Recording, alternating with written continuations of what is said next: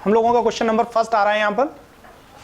पहला क्वेश्चन है वीपो ग्लोबल इनोवेशन इंडेक्स 2022 में भारत का रैंक क्या है, ठीक है ना।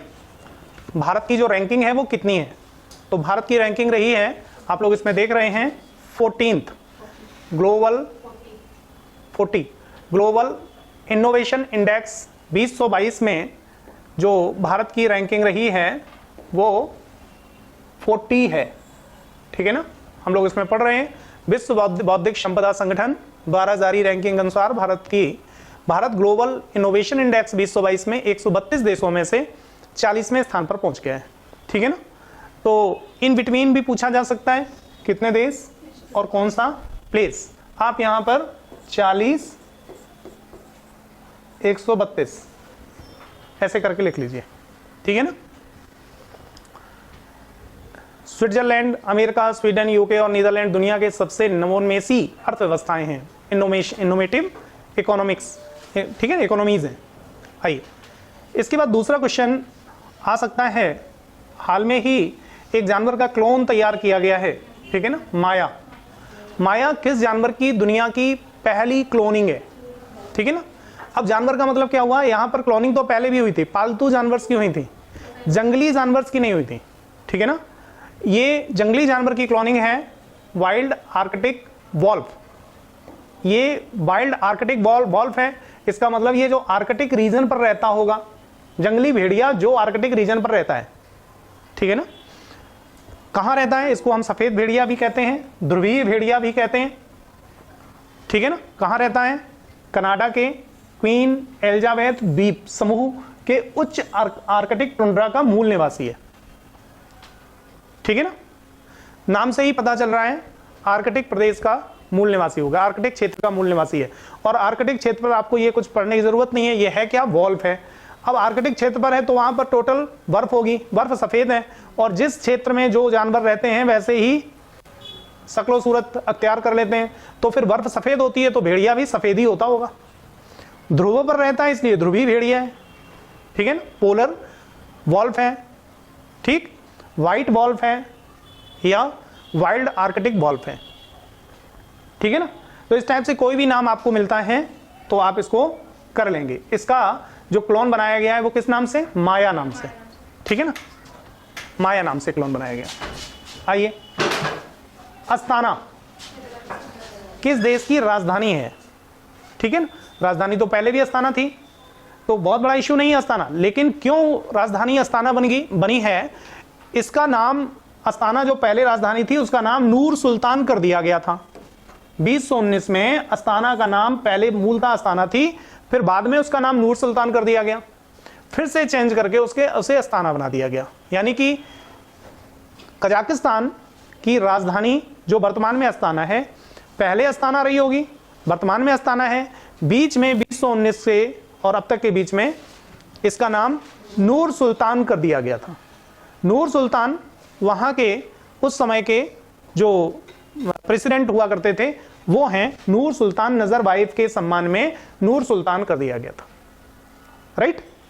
फिर से इसको चेंज किया गया है और फिर से क्या कर दिया गया, कजाकिस्तान की राजधानी अब क्या बन गई, अस्ताना।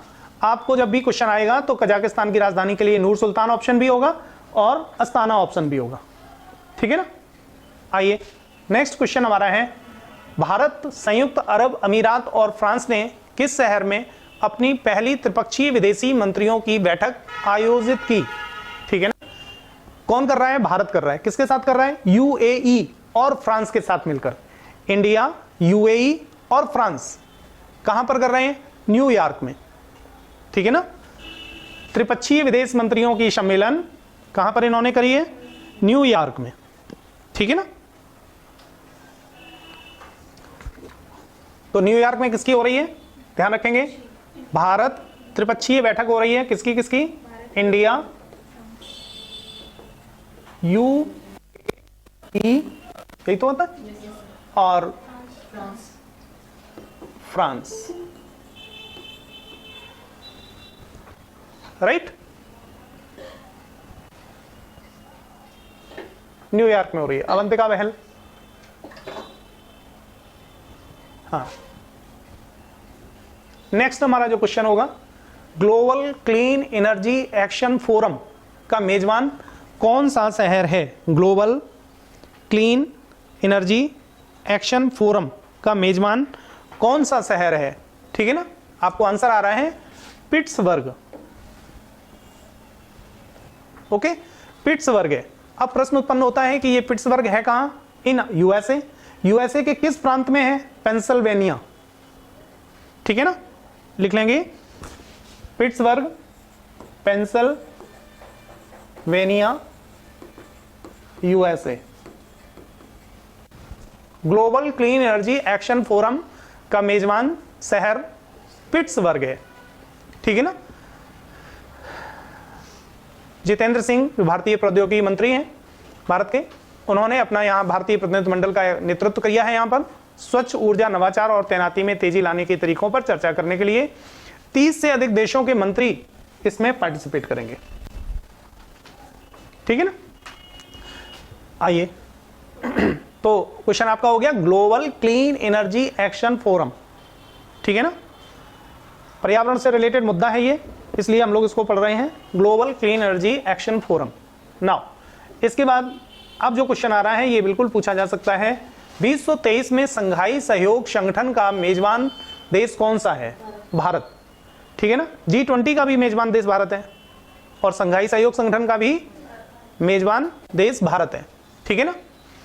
इससे पहले ये जो मीटिंग इसकी हो चुकी है वो कहाँ हुई है? उज्बेकिस्तान, समरकंद। ठीक है ना, उज्बेकिस्तान समरकंद में ये मीटिंग हुई है और अब इसकी जो मीटिंग है वो होनी है भारत में। ठीक है ना। ध्यान आपको रहेगा, ये क्वेश्चन पूछा जा सकता है कि एससीओ के 8 पूर्ण सदस्य हैं जिनमें 6 संस्थापक हैं और ठीक है ना 2 लोग भारत और पाकिस्तान को 2017 में पूर्ण सदस्य के रूप में शामिल किया। तो क्वेश्चन उत्पन्न होगा कि भारत को कब सम्मिलित किया गया? 2017 में। ठीक है ना, भारत और पाकिस्तान बाद में सम्मिलित किए गए और इसके जो 6 संस्थापक सदस्य हैं। ठीक है ना, क्वेश्चन आपका यह भी होगा कि संघाई सहयोग संगठन में निम्न में से कौन सा संस्थापक सदस्य नहीं है? ठीक है ना, आपको भारत और पाकिस्तान को संस्थापक में नहीं रखना है, पूर्ण सदस्य है लेकिन इसने स्थापना नहीं की है। ठीक है ना, कौन है? चीन, कजाकिस्तान, किर्गिस्तान, रूस, तजाकिस्तान और उज्बेकिस्तान।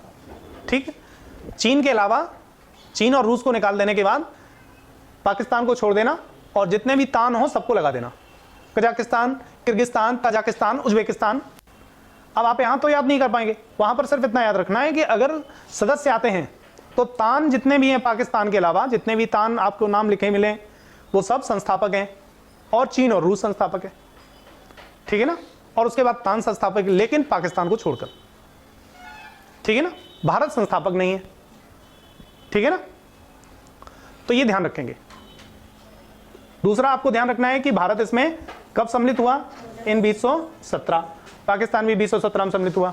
है कैसा देश? कैसा है? पूर्ण सदस्य। ठीक है ना, लेकिन संस्थापक नहीं है। संस्थापक कौन है? चाइना, रसिया, तान, सिवाय पाकिस्तान। राइट। देखिए अभी पढ़ना बड़ा आसान विषय है, लेकिन एग्जाम में इसको जब आपके सामने क्वेश्चन आएगा, पढ़ा तो था लेकिन कंफ्यूज हो गए, तो उस कंफ्यूजन को कैसे दूर करेंगे? तो वो ऐसे ही दूर हो सकता है, कुछ याद रहे ना रहे, लेकिन अगर ये क्वेश्चन आ गया तो ये तान जरूर याद आएगी आपको, एक्सेप्ट पाकिस्तान। ठीक है ना। आइए इसके बाद नेक्स्ट क्वेश्चन। ठीक है ना, इस ग्रुप में अच्छा क्वेश्चन था और उसी के साथ में एक क्वेश्चन और जरा देख लीजिए। कौन सा देश संघाई सहयोग संगठन 2022 का मेजबान है? उज्बेकिस्तान, अभी आप पढ़ चुके हैं। ठीक है ना, तो ये क्वेश्चन होगा, मेजबान रह चुका है 2022 का मेजबान कौन है? ठीक है ना, 2022 में मेजबानी किसने की? मेजबान तो उज्बेकिस्तान, 2023 में भारत। ठीक है ना, इतने क्वेश्चन हो गए ना। इसके बाद आपका क्वेश्चन है द ग्रीन फिन्स हब, पहला वैश्विक समुद्री पर्यटन उद्योग मंच, जो कि फर्स्ट है इसलिए जरूरी है, किस संस्थान से जुड़ा है? United Nations Environment Programme. ठीक है ना, तो द ग्रीन फिन्स हब अब तक का पहला वैश्विक समुद्री पर्यटन उद्योग मंच है। कैसा है? फर्स्ट वैश्विक समुद्री पर्यटन उद्योग मंच। इसका संबंध किससे है? यूएनईपी से। ठीक है ना। समुद्री संरक्षण और पर्यटन उद्योग में स्थिरता चुनौतियों को दूर करने में मदद करता है। ठीक है, the green fins hub first वैश्विक समुद्री पर्यटन उद्योग मंच कनेक्टेड विद यूएनईपी। बस आइए, विश्व जल कांग्रेस और प्रदर्शनी 2022 का मेजबान देश कौन सा है? World water Congress and exhibition 2022 का मेजबान देश कौन सा है? डेनमार्क। ठीक है ना, डेनमार्क इसका मेजबान कंट्री है। ठीक है ना, डेनमार्क इसका मेजबान कंट्री है। भारतीय, अब भारत के संदर्भ में पढ़ना है, भारत में क्यों पूछा जाएगा। भारतीय प्रतिनिधिमंडल ने इस अंतरराष्ट्रीय प्रदर्शनी में भारत में शहरी अपशिष्ट जल परिदृश्य पर एक श्वेत पत्र लॉन्च किया है। ठीक है ना, भारत में शहरी अपशिष्ट जल परिदृश्य, अपशिष्ट जल परिदृश्य, अपशिष्ट जल क्या है? जो आप लोग बहा देते हो। ठीक है ना, जो सुबह जल आप बहा देते हैं, फालतू का जल क्या दिखता है, तो एक बाल्टी की जगह 2 बाल्टी से नहा लेते हो, साबुन घोल के 2 बाल्टी में नाली में बहा देते हो। ठीक है ना, तो उस पर लॉन्च किया। एफएओ और विश्व खाद्य कार्यक्रम ने हाल ही में भारत के किस पड़ोसी देश में तीव्र खाद्य असुरक्षा के बारे में चेतावनी दी है? प्रश्न पूछा जा सकता है, पूरी संभावना है। क्यों? क्योंकि साथ में ऑप्शन पाकिस्तान भी होगा, और आजकल लगातार पाकिस्तान भिखारी हो गया है, पाकिस्तान भिखमंगा हो गया है, पाकिस्तान के पास कोष नहीं बचा, पाकिस्तान में आटा 120 रुपया किलो बिक रहा है, ऐसी खबरें आप लोग पढ़ रहे हो। ठीक है ना, और अगर आप इस पर ध्यान नहीं देंगे तो पक्का पाकिस्तान ऑप्शन लगाएंगे, और आपका सबसे ज्यादा सही आंसर आप इसी को मानेंगे, इसमें आपको कोई डाउट नहीं होगा, और जबकि गलत यही हो जाएगा।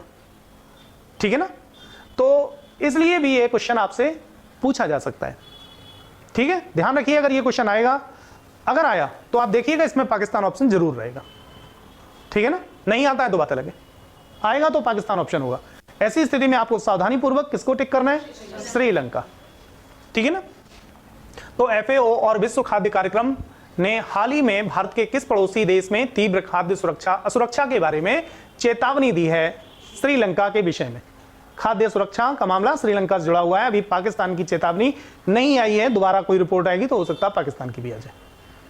ठीक है ना, साथ में अफगानिस्तान भी आएगा, ध्यान रखिएगा। श्रीलंका, पाकिस्तान, अफगानिस्तान, ठीक है ना, ये सभी कंट्रीज आएंगे आपके। अगर ऑप्शन में ऐसे रहा ऑप्शन तो ये सब ऑप्शन होंगे, आपको श्रीलंका ढूंढने। आइए, किस संगठन ने अपनी रिपोर्ट में कहा कि दुनिया भर में 50 मिलियन लोग आधुनिक दास्ता में फंस गए हैं? ठीक है ना, ILO, इंटरनेशनल लेबर ऑर्गेनाइजेशन। आधुनिक दास्ता का जो मैटर है वो हमने आप लोगों को यहां पर जो लोग पढ़ते हैं लिखने के लिए भी दिया गया था। ठीक है, मेंस में इस पर कुछ टॉपिक भी लिखने को दिया गया था। आधुनिक दास्ता, 50 मिलियन लोग ILO की रिपोर्ट के अकॉर्डिंग टू आधुनिक दास्ता। 50 मिलियन मतलब कितने में से? 8 बिलियन में से। 8 बिलियन लोग हो गए ना, 8 बिलियन में से 50 मिलियन। ठीक है ना, 1 बिलियन का हाफ। ओके, आइए, अंतरराष्ट्रीय डेयरी महासंघ विश्व डेयरी शिखर सम्मेलन 2022 में कहां आयोजित हुआ था? नोएडा में हुआ है। ठीक है ना, उत्तर प्रदेश से रिलेटेड है, उत्तर प्रदेश की परीक्षा है, प्रश्न पूछा जा सकता है। ठीक है ना, नोएडा में हुआ था। प्रधानमंत्री नरेंद्र मोदी ने ग्रेटर नोएडा में अंतरराष्ट्रीय dairy federation world dairy summit का उद्घाटन किया। ठीक है ना, भारतीय डेयरी उद्योग का वैश्विक दूध उत्पादन में लगभग 23% हिस्सा है। ठीक, क्वेश्चन हो सकता है, भारतीय डेयरी उद्योग का वैश्विक उत्पादन में कितने % हिस्सा है? ठीक है ना, कितना होगा आपका? 23% पार्ट है। ठीक है ना, तो 2 क्वेश्चन आपके यहां पर बन रहे हैं। अंतरराष्ट्रीय डेयरी महासंघ विश्व डेयरी शिखर सम्मेलन 2022 का आयोजन नोएडा में, उत्तर प्रदेश, और भारत का जो पार्टिसिपेशन है 23%। ठीक है ना, पूरे विश्व में 23% है, कम तो नहीं है।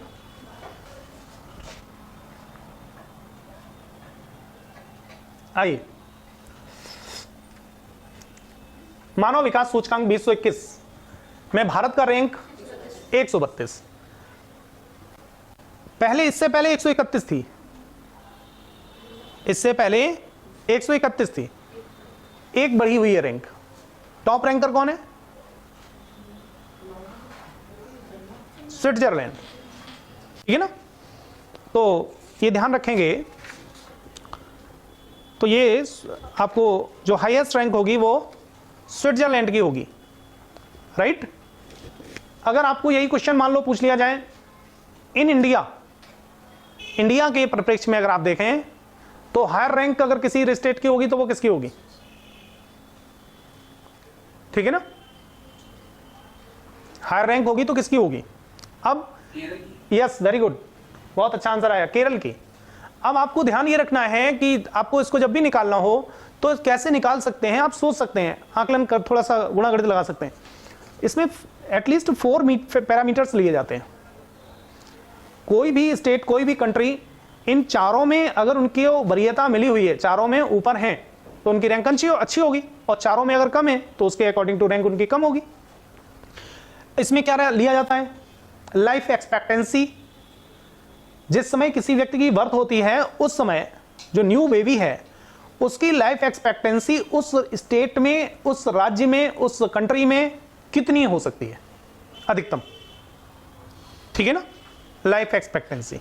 अब जैसे जैसे लाइफ एक्सपेक्टेंसी आप बढ़ाते रहेंगे, अब बढ़ेगी कैसे? स्वस्थ जीवन होगा तो लाइफ एक्सपेक्टेंसी बढ़ेगी, स्वच्छ पर्यावरण होगा लाइफ एक्सपेक्टेंसी बढ़ेगी, स्वास्थ्य व्यवस्था अच्छी होगी लाइफ एक्सपेक्टेंसी बढ़ेगी, आपके राज्य में दुर्घटनाएं कम होती होंगी लाइफ एक्सपेक्टेंसी बढ़ेगी, अपराध कम होंगे तो लाइफ एक्सपेक्टेंसी बढ़ेगी, ठीक है ना। आप सोचिए कभी मोटर व्हीकल एक्ट, या क्यों सरकार इतना प्रयास करती है कि नहीं आप जो है वो हेलमेट लगा के चलें और बेल्ट बांध के चलें, सीट बेल्ट बांध के चलें, ताकि रोड एक्सीडेंट कम हो जाए। रोड एक्सीडेंट कम हो जाएंगे तो फिर लाइफ एक्सपेक्टेंसी आपकी बढ़ जाएगी, ठीक है ना। मान लो सपोज दैट पूरे राष्ट्र में एक महीने में 1000 लोगों की औसत आयु प्राप्त करने से पहले रोड एक्सीडेंट में मृत्यु हो जाती है, और अगर इसको हम घटाकर 500 कर दें, ठीक है ना, तो 1000 लोग 50 साल में मर जाते थे, 30 साल में मर जाते थे, 40 साल में मर जाते थे। अब 500 लोग 30 साल में मर रहे हैं, तो 500 लोगों की लाइफ एक्सपेक्टेंसी बढ़ी ना, उससे ऑल ओवर डाटा में लाइफ एक्सपेक्टेंसी भले ही पॉइंट में बढ़े लेकिन बढ़ेगी ना, ठीक है ना। तो सबसे पहला पॉइंट किसको हमने लिया? लाइफ एक्सपेक्टेंसी को, ठीक है। दूसरा पॉइंट लिया शिक्षा को, ठीक है ना। दूसरा पॉइंट हमारा रहता है स्कूलिंग। तो स्कूलिंग में क्या होगा कि उस देश के, उस राज्य के बच्चे, शिक्षा का स्तर वहां क्या है, और वहां के जो ऑल ओवर जो बच्चे हैं, जो भी लोग हैं जो स्कूल जाते हैं, वो अपना स्कूल किस उम्र पर छोड़ देते हैं। अगर किसी राज्य में ग्रेजुएट लोगों की संख्या ज्यादा होगी तो फिर आप कम से कम 20 साल तक स्कूलिंग आपकी रहेगी, ठीक है ना। अब ऑन एन एवरेज आपकी स्कूलिंग कितनी है? भारत की on an average schooling I think 13 और 12 साल पहुंच रही है। किसी राष्ट्र की 15 साल होगी, किसी राष्ट्र की 20 साल होगी, जिसकी 20 साल हो, जिसकी 21 साल हो, ठीक है ना, तो वो तो उसका तो लेवल अच्छा होगा। तो दूसरा क्या हो गया? स्कूलिंग, एजुकेशन, ठीक है ना। तीसरा gross national income, GNI, gross national income, उस राष्ट्र की ग्रॉस नेशनल इनकम कितनी है। तो GDP जैसे जैसे बढ़ेगी वैसे वैसे GNI भी बढ़ेगा, और अगर हमारी GDP के जो वृद्धि दर है वो ज्यादा है, कभी जो विदेशी संस्थाएं हैं वो बताती हैं भारत की GDP इस वर्ष इतनी रहेगी, मान लो वो GDP थोड़ी बढ़ जाए, अगर सोचिए आप GDP अगर देश की बढ़ रही है तो GNI भी बढ़ेगा, और GNI अगर बढ़ गया तो ह्यूमन इंडेक्स में आपका जो प्लेस है वो प्लस हो जाएगा, और अगर GDP आपका डाउन हुआ तो फिर वो प्लेस भी डाउन हो जाएगा, ठीक है ना। तो GDP, और लास्ट में जेंडर इनइक्वालिटी इंडेक्स, जो विषमता है, सेक्सुअल जेंडर इनइक्वालिटी जो है उसका लेवल क्या है, ठीक है ना। तो अगर किसी राष्ट्र में महिलाओं की भागीदारी शासन के क्षेत्र में ज्यादा से ज्यादा होगी तो फिर ये जो भागीदारी है, वो जो रैंक है वो सुधर जाएगी कि नहीं सुधरेगी, ठीक है ना। तो इनके आधार पर रैंक सुधरती है, ठीक। वर्तमान में आप लोग जानते हैं केरल में शिक्षा का स्तर अच्छा है, ठीक है ना। केरल में जो महिलाएं हैं वो भी शिक्षित हैं, शिक्षा का लेवल अच्छा है, ठीक है ना, स्वास्थ्य भी ठीक है, तो इसलिए वहां का अगर भारत के संदर्भ में देखें तो वो कैसा हो जाएगा, बेहतर पोजीशन हो जाएगी, अच्छी हो जाएगी, राइट। इसके आधार पर आपको चेक करना है। नाउ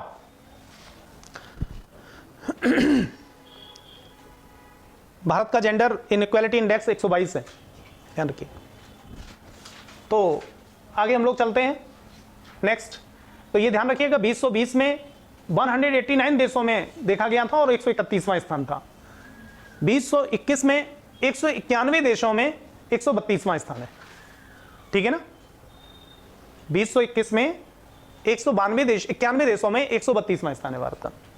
नाउ आइए, किस कंपनी ने कोवैक नामक भारत का पहला इंट्रानेजल कोरोना वैक्सीन विकसित किया, ठीक है ना। यह क्वेश्चन पूछा जा सकता है, नाक से कोरोना वैक्सीन दी जाएगी आपको विशेष परिस्थितियों में। भारत बायोटेक 18 वर्ष से अधिक आयु के लोगों में प्रतिबंधित आपातकालीन उपयोग के लिए देश की पहली इंट्रानेजल कोविड-19 वैक्सीन को मंजूरी दी है। किसको?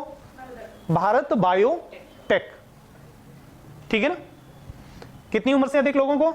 18 वर्ष से अधिक उम्र के लोगों को।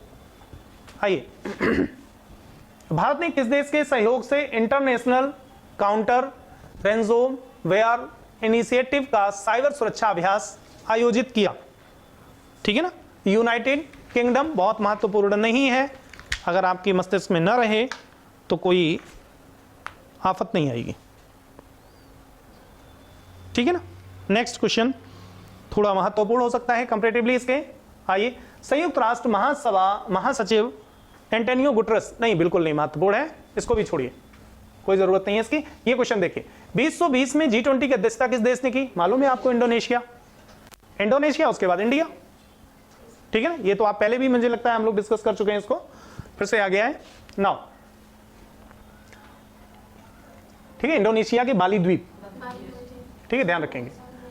नेक्स्ट, प्रति व्यक्ति ग्रीन हाउस गैस उत्सर्जन में सर्वाधिक योगदान देने वाला देश अमेरिका है। प्रति व्यक्ति ग्रीन हाउस गैस उत्सर्जन में सबसे ज्यादा योगदान देता है अमेरिका, ठीक है ना। भारत का योगदान अभी बहुत कम है। भारत का योगदान कितना है तो देखेंगे, 2.4 टन कार्बन डाइऑक्साइड के लगभग, equivalent to 2.4 tonne carbon dioxide, ठीक है ना। ये भारत का था। भारत का जो उत्सर्जन है वो विश्व की तुलना में भी बहुत कम है। विश्व का जो औसत, विश्व के कंट्रीज का जो औसत उत्सर्जन है वो 6.3 है। तो भारत अभी भी विश्व के लेवल पर सबसे ज्यादा, सबसे कम, यानी कि काफी कम ग्रीन हाउस गैसों का उत्सर्जन कर रहा है, ठीक है ना। भारत के हिस्से का ग्रीन हाउस गैस उत्सर्जन अन्य देश कर रहे हैं जो विकसित कंट्रीज हैं, अमेरिका जैसे देश कर रहे हैं। और जब भी ये चर्चा होती है तब ये कहा जाता है कि ऐसे देशों को जो ग्रीन हाउस यानी कि ग्लोबल वार्मिंग की समस्या है, उस ग्लोबल वार्मिंग में जो देश कम उत्सर्जन करते हैं उनको, चूंकि उत्सर्जन आपने ज्यादा किया और प्रभाव सब पर पड़ा, तो उनको उनके लिए उन्हें सहायता देनी चाहिए, कंपनसेट करना चाहिए, ठीक है ना। चलिए,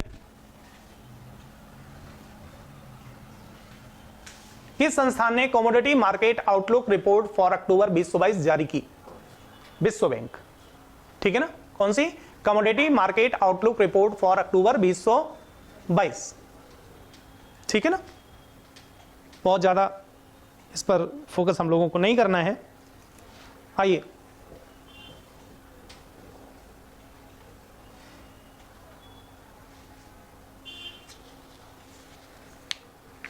ये तो आप लोगों को मालूम ही होगा, IMF की रिपोर्ट के अकॉर्डिंग टू भारत की अर्थव्यवस्था विश्व के किस नंबर पर पहुंच जाएगी? 5th, यस, हाँ 5th पर पहुंच चुकी है। चलिए, इसके बाद गरुण 6 भारत की वायुसेना और किस देश द्वारा आयोजित एक द्विपक्षीय अभ्यास है। अब आपसे पहले तो क्वेश्चन यही पूछा जाएगा, गरुण 6 क्या है? एक एरोप्लेन है, एक द्विपक्षीय एक अभ्यास है, ठीक है ना, एक पक्षी है, एक मिसाइल है, ठीक है ना। तो आपको क्या है, क्या बोलना होगा, बायलैटरल प्रैक्टिस एक्सरसाइज जो भी, ठीक है ना। किसके साथ हुई, फ्रांस के साथ, ठीक है ना। आइए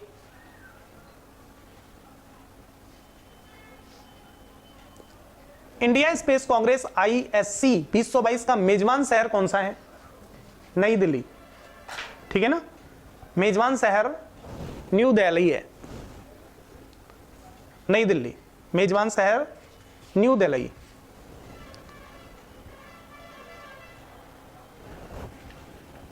नेक्स्ट क्वेश्चन है, किस देश ने यूरोपीय संघ के साथ high level dialogue on migration and mobility की सह अध्यक्षता की। आंसर आपका है भारत। भारत ने किसके साथ इसकी सह अध्यक्षता की, यूरोपीय संघ के साथ, ठीक है ना। तीसरा क्वेश्चन, HLDMM, ठीक है ना, के अध्यक्ष राष्ट्र कौन है, यूरोप संघ और इंडिया, ठीक है ना। तो इस तरीके से क्वेश्चन घुमा फिराकर आपसे पूछा जा सकता है। आइए, संयुक्त राष्ट्र सुरक्षा परिषद की आतंकवाद विरोधी समिति ने आतंकवादी उद्देश्यों के लिए नई और उभरती प्रौद्योगिकी के उपयोग का मुकाबला करने के लिए दिल्ली घोषणा को अपनाया है। हाल में ही दिल्ली में कुछ यूएनओ के कंट्रीज का सम्मेलन हुआ था और उसमें यह घोषणा की गई थी और उसमें यह कहा गया था कि टेक्नोलॉजी का, जो नई टेक्नोलॉजी है, इस टेक्नोलॉजी का प्रयोग टेररिस्ट एक्टिविटी में ना हो पाए, ठीक है ना। इसके लिए सभी ने संकल्प लिया था कि हम लोग अपने क्षेत्र में टेक्नोलॉजी का प्रयोग टेररिस्ट एक्टिविटीज में नहीं होने देंगे, ठीक है ना। और अगर मान लो अगर ये टेररिस्ट एक्टिविटी में प्रयोग टेक्नोलॉजी का हो जाए, राष्ट्र अगर इस पर ध्यान ना दे, तो हो सकता है आपके बैंक के सभी खाते हैक हो जाए, आपके अकाउंट से पैसे निकाल लिए जाए। It is a terrorism. Terrorism का मतलब विस्फोट नहीं है, ठीक है ना। आपके अकाउंट से पैसे निकल जाए, आपको पता भी ना चले। चलिए, भारत आतंकवाद निरोध के लिए संयुक्त राष्ट्र ट्रस्ट फंड के लिए $5 लाख का योगदान करेगा, ठीक है ना। भारत $5 लाख का योगदान संयुक्त राष्ट्र ट्रस्ट फंड के लिए करेगा, ठीक है। संयुक्त राष्ट्र ट्रस्ट फंड के लिए भारत कितना योगदान करेगा, $5 लाख। इसका मतलब यह है कि भारत, हाँ ठीक है, दान करने यानी कि योगदान करने वाले देशों में आ गया है।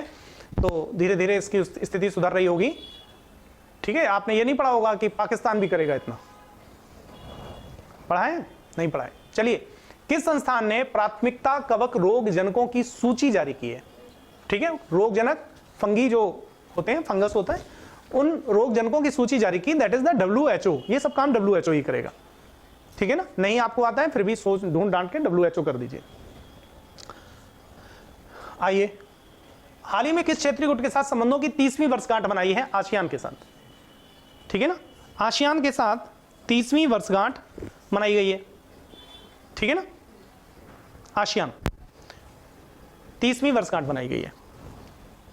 आइए, पर्यावरण से रिलेटेड थोड़ा इशू है ये, मिनकाय, थुंडी बीच और कदमत बीच, ठीक है। क्वेश्चन ये हो सकता है ये बीच कहां पर है, लक्षद्वीप, ठीक है ना। ये बीच जो है मिनकाय, थुंडी बीच और कदमत बीच किसके पार्ट है, लक्षद्वीप। आपके ऑप्शन में होगा अंडमान निकोबार, इंडोनेशिया, लक्षद्वीप और भी कोई, ठीक है ना। तो आपको बताना होगा किसके पार्ट है ये, लक्षद्वीप के, ठीक है ना। क्या इसमें हो रहा है, इनको जो है ब्लू फ्लैग बीच की सूची में जोड़ दिया गया, यानी कि यहां का पानी अच्छा होगा, ब्लू वाटर होगा, गंदगी नहीं होगी, तो ब्लू फ्लैग बीच के रूप में जोड़ दिया गया है। ब्लू फ्लैग बीच, ठीक है ना, दुनिया के सबसे स्वच्छ समुद्र तटों को दिया जाने वाला एक इको लेवल है, ठीक है ना। स्वच्छ समुद्री तटों को दिया जाने वाला एक इको लेवल है।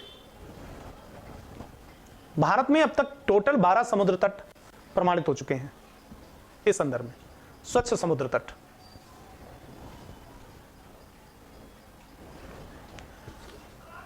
अब COP 27 जलवायु पर संयुक्त राष्ट्र की 27वीं बैठक का मेजबान मिस्र रहा है। अब मिस्र से संबंधित क्वेश्चन तो आपको तैयार करने ही पड़ेंगे, क्योंकि उनके प्रेसिडेंट हमारे यहाँ चीफ गेस्ट रह चुके हैं। तो चीफ गेस्ट का तो हम सम्मान करते हैं, तो उससे रिलेटेड क्वेश्चन तो फिर तैयार करिए, राइट। तो मिस्र यहां पर है, 27वीं बैठक COP 27 6 से 18 नवंबर तक मिस्र के शर्म अल शेख में होगी या हो चुकी है, अब तो हो चुकी है, ठीक है ना। तो यह 5वीं बार होगा जब अफ्रीका में किसी जलवायु सम्मेलन की मेजबानी की जा रही है। मिस्र कहां है? अफ्रीका में। तो अफ्रीकन कंट्रीज में जलवायु सम्मेलन की मेजबानी की जा रही है। आइए, किस संस्थान ने 2022 में एनडीसी सिंथेसिस रिपोर्ट जारी की? UNFCCC, ठीक है ना। UNFCCC ने 2022 में एनडीसी सिंथेसिस रिपोर्ट जारी की।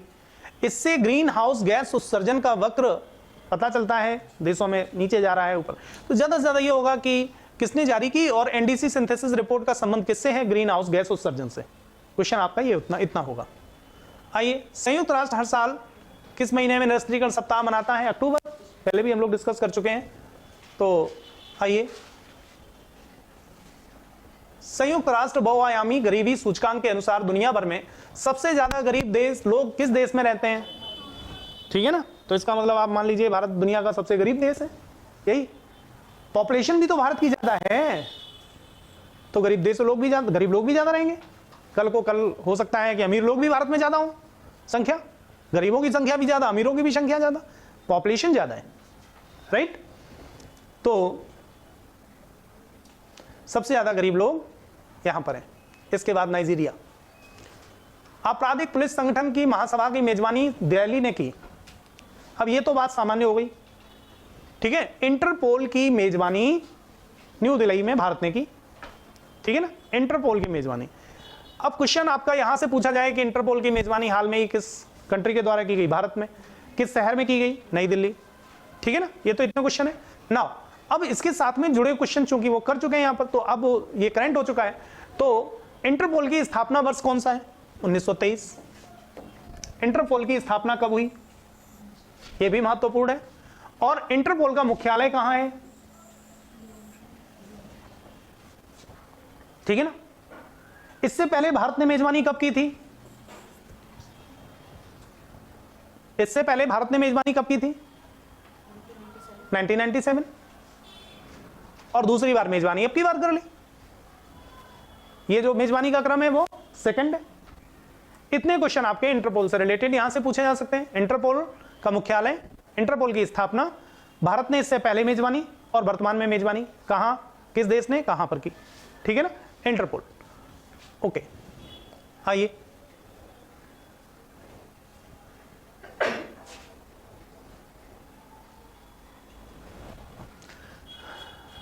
ये क्वेश्चन नहीं पूछा जाएगा, विशेष महत्वपूर्ण बहुत ज्यादा नहीं लग रहा मुझे, लेकिन संयुक्त राष्ट्र विश्व भूस्थानिक कांग्रेस 2022 का मेजबान कौन सा शहर है? ठीक है ना, दैट इज द हैदराबाद, ठीक है ना।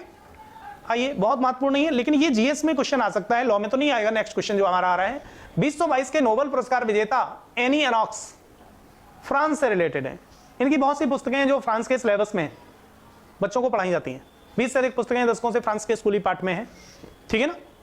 भारत के सलमान रुश्दी भी इसकी दौड़ में थे, दावेदारों में से एक थे।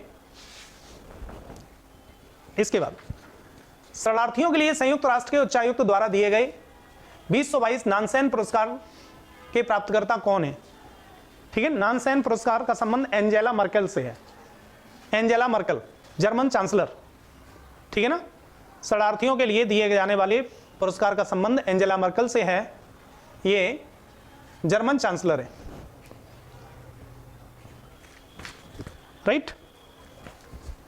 UNCTAD annual trade and development report, UNCTAD annual trade and development report के अनुसार 2022 और 23 के लिए भारत की जीडीपी वृद्धि का अनुमान कितना है? 5.7%, ठीक है ना। अब देखिए, सोचिए, अगर जो आपने एचडीआई का इंडेक्स देखा था, ह्यूमन डेवलपमेंट इंडेक्स देखा था, अगर ये रिपोर्ट ले लेंगे तो फिर अभी थोड़ा सा कम हो जाएगा ना। अगर यही जीडीपी का अनुमान थोड़ा बढ़ जाए, कुछ दूसरी रिपोर्ट होगी, किसी एक रिपोर्ट का 5.7 है, किसी दूसरी रिपोर्ट का 6 पॉइंट, भारत सरकार का कुछ और होगा, तो ये अपनी अपनी रिपोर्ट्स हैं अलग अलग, ठीक है ना। जो विदेशी संस्थाएं हैं वो विदेशी रिपोर्ट पर ही विश्वास करती हैं, देती हैं, ठीक है ना। इसने कहा है कि वार्षिक रिपोर्ट में कहा है कि भारत की अर्थव्यवस्था 2.6% बढ़ने की उम्मीद है 2022। ठीक है ना। आइए, किस संस्थान की 50 विशिष्ट और प्रतिष्ठित विरासत वस्त्र शिल्प की सूची का अनावरण, किस संस्थान ने भारत के 50 विशिष्ट और प्रतिष्ठित विरासत वस्त्र शिल्प की सूची का अनावरण किया? यूनेस्को। ये सब काम यूनेस्को ही करता है कल्चर से रिलेटेड। ठीक है, तो कोई बहुत बड़ा विषय नहीं है। आइए, इसके बाद यूनिसेफ की एक रिपोर्ट के अनुसार लड़कियों को शिक्षा प्रदान की जाए, ये क्वेश्चन महत्वपूर्ण है, तो बाल विवाह को कितने % रोका जा सकता है? ठीक है ना। अगर लड़कियों को उच्च शिक्षा प्रदान की जाए तो बाल विवाहों में 80% की कमी आ सकती है, 80% की कमी आ सकती है। बाल विवाह में 80% कमी आ सकती है। कब? अगर लड़कियों को उच्च शिक्षा प्रदान की जाए। ठीक है ना। इसका मतलब समझ में आ रहा है ना। अब लड़कियां अगर उच्च शिक्षा प्राप्त करेंगी तो वो मैरिज के लिए प्रिपेयर नहीं होंगी, और जब मैरिज के लिए प्रिपेयर नहीं होंगी, उच्च शिक्षा तक तो नहीं होंगी एटलीस्ट, तो उन्हें हाई स्कूल इंटर के बाद उन्हें ग्रेजुएशन करना है, तो ग्रेजुएशन करते करते वो मैच्योर हो जाएंगी, 21-22 साल की उम्र हो जाएगी, उसके बाद मैरिज करेंगी तो बाल विवाह अपने आप रुक जाएंगे। गोल्डन पीकॉक अवार्ड जीतने वाली आई हैव इलेक्ट्रिक ड्रीम्स किस भाषा में बनी फिल्म है? I have electric dreams, question आपका होगा किस फिल्म ने गोल्डन पीकॉक अवार्ड जीता? तो एक तो क्वेश्चन ये हुआ, I have electric dreams. I have electric dreams किस भाषा में बनी है? स्पेनिश। ठीक है ना।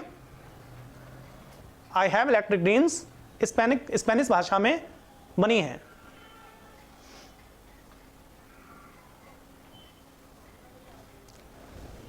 ये तो क्वेश्चन आप लोगों को मालूम है, हमारे गणतंत्र दिवस पर किसे बनाया गया है। अब यहां पर जो पुराना चूंकि है तो बनाया जाएगा। ठीक है ना। तो मिस्र के राष्ट्रपति अब्देल फतह अल सीसी। ठीक है ना। ये भी आपको मालूम है, अंतरराष्ट्रीय military years, international military year, ये पहले हम लोग डिस्कस कर चुके हैं 2023 में। जीएसटी अधिनियम के अनुसार राज्यों को जीएसटी के संबंध में राजस्व हानि के लिए कितने वर्षों तक के मुआवजे का आश्वासन केंद्र ने दिया था? 5 इयर्स का। ठीक है, ये प्रश्न ठीक है, पूछ सकते हैं। किस देश ने हाल ही में भारत के साथ अपना मुक्त व्यापार समझौता FTA पारित किया? ऑस्ट्रेलिया। ये भी पढ़ चुके हैं हम लोग शायद पहले, दोबारा रिपीट हो गया। किस एशियाई देश ने हाल में ही आत्महत्या रोकथाम नीति जारी की? भारत। इससे पहले पढ़ा है क्या? नहीं, भारत ने आत्महत्या रोकथाम नीति जारी की है, भारत ने। ठीक है ना। परिवार कल्याण मंत्रालय ने राष्ट्रीय आत्महत्या रोकथाम नीति की घोषणा की है। इस नीति में 2030 तक आत्महत्या मृत्यु दर में 10% की कमी लाने के लिए समयबद्ध कार्य योजना और बहुक्षेत्रीय सहयोग है। ठीक है ना। तो 2030 तक कितने % कमी लानी है? 10%। नेक्स्ट आपका क्वेश्चन ये होगा, आत्महत्या रोकथाम नीति किसकी है? भारत की। लक्ष्य क्या है? 2030 तक कितने % आत्महत्या में कमी लानी है? 10%।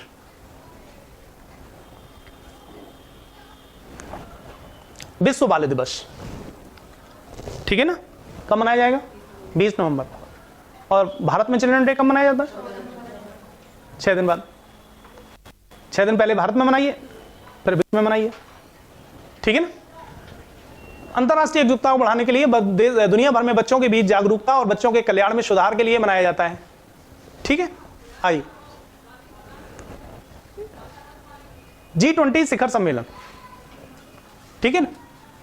फिर से रिपीट हो गया, मुझे लगता क्वेश्चन। हाँ, रिपीट हो गया, कोई मतलब नहीं है। इंडोनेशिया। ठीक है ना। आइए, इसमें अक्षय ऊर्जा के उपयोग को बढ़ावा दिया गया, कोल एनर्जी को कम करने का काम किया गया। जलवायु परिवर्तन प्रदर्शन सूचकांक के अनुसार जलवायु शमन में कौन सा देश सबसे आगे है? डेनमार्क। ठीक है ना। भारत का स्थान 8वां है, इसको जरूर नोट कर लें। सबसे आगे डेनमार्क, भारत का स्थान 8वां जलवायु परिवर्तन प्रदर्शन सूचकांक में।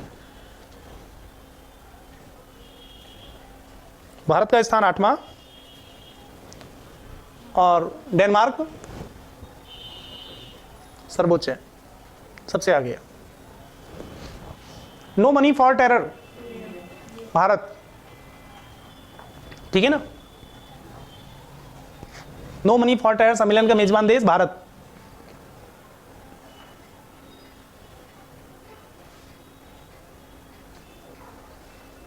अभी थोड़े दिन पहले चर्चा में रहा है ये। आधार नियमों में संशोधन के अनुसार सहायक दस्तावेजों को कितने वर्षों में एक बार अपडेट करने की आवश्यकता है? 10 वर्ष। अभी ये काफी जोर शोर से रहा। और आधार संख्या जो है वो कितने नंबर्स की होती है? 12। आप जाने। G20 की अध्यक्षता भारत जो कर रहा है वो उसका जो थीम है वसुधैव कुटुंबकम। कहां से लिया गया? महाउपनिषद से। ठीक है ना? जो G20 का लोगो बनाया गया उसके नीचे लिखा रहेगा भारत।